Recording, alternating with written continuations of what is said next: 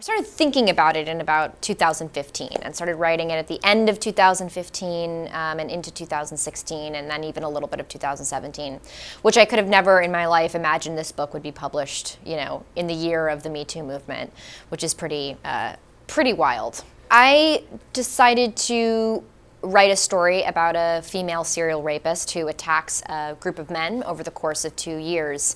Not as a way so much to flip the script or change the conversation from genders, but to expand it and to sort of look at a broader conversation about who exactly sexual assault affects and perhaps just get a deeper understanding as to the lives and experiences of assault survivors. And so one of the ways to do that, I thought, was to resensitize us as a culture to the conversations around it. And suddenly, when you're taking it away from the female body, which is where we've traditionally, for the most part, understood it to always be, and putting it on a physical body where we never think about it happening, it does something to the mind. It forces the mind to think about the act of violence itself as opposed to thinking about the gender assigned to the act of violence. I understood if it was too much for some people to read. I totally get that. It doesn't mean I shouldn't write it.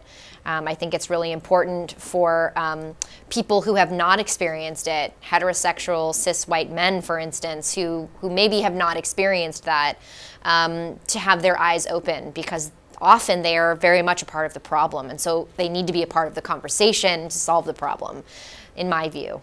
I absolutely have seen a huge change. Not as much as I'd like to see since the Me Too movement broke about a year ago, or a little under a year ago.